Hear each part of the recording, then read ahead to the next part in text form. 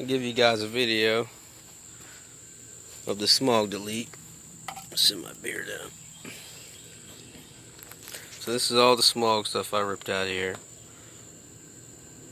Besides the EGR. The EGR is laying over in my toolbox somewhere. But anyways, this is the 92 f250 with the 460. It's a 92 model, so it's fuel injected.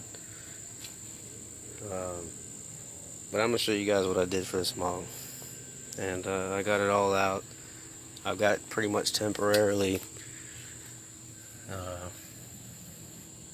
got some quick steel, believe it or not, on my pipe that comes out of the back of the motor to recycle the gases and all that air and shit. But I've got that stopped up. I plan on pulling that out when I pull the motor out and all that, but for right now, that's what it is. So this here, sat up here in the corner, mounted somehow, but it sat over there. I had some hoses hooked to it. I just came in there with some PVC cutters and cut them off, cut all the hoses off first of all before I started cutting taking all the bolts out. But this guy here, he was sitting up down here on the frame. You can actually see the bolts on the frame where they're bolted on. Got that one out. There's another one somewhere. You'll have to just chase the lines and find it, take it out. You'll see it on your frame. This is the pump, the air pump. I've already deleted I took out my catalytic converter. I'm not in a smog state, but pulled him out. But what I did was actually I cut it off the bracket, and you can see that. Got my transmission cooler in the way, but you can see that bracket there, which holds the alternator on. I cut it out the Dremel.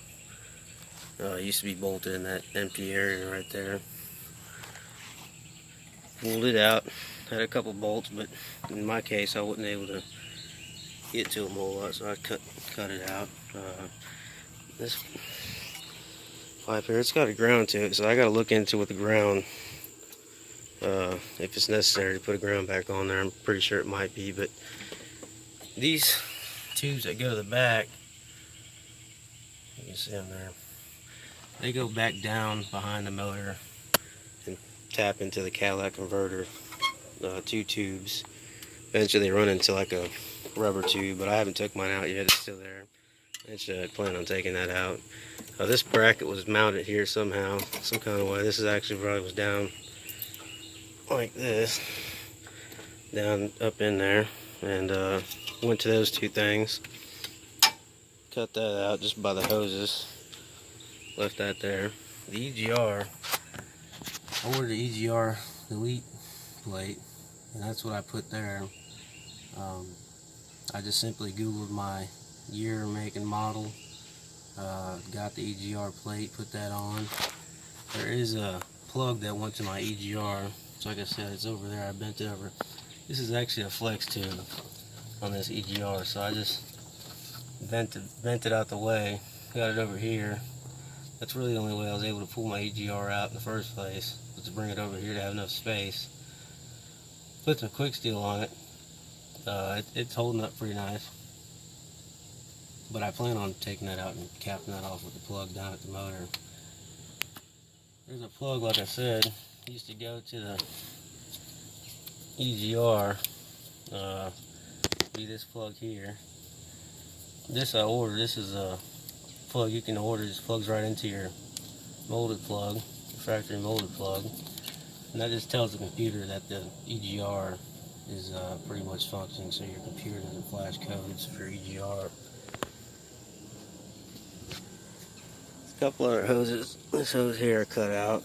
One said I went to the bottom of the pump. This guy here was actually mounted over here somewhere. Pulled it out. There are some vacuum lines you have to cap off. I'm doing some work to my truck right now. This actually has a hole in the bottom, so there's my vacuum leak that I found, but I have to replace that, and I've got another one I'm going to do over here as well. Goes to my brake booster and all that, so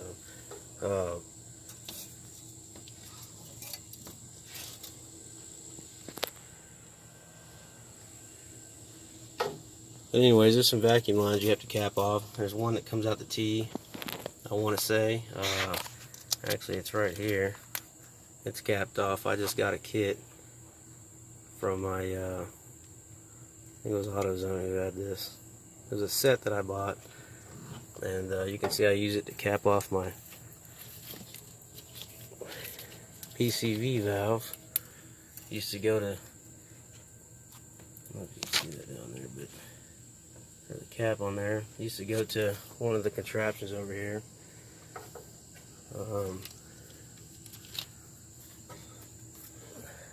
That line actually runs back here. The reason I had pulled it off, and you can see it there. I don't have my flash on. I need to get my battery charged, but the vacuum line runs back into here somewhere. And you can cap it off shorter if you'd like, but this is for the time being anyways.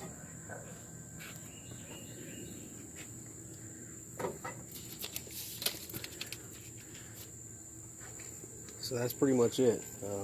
It's a lot of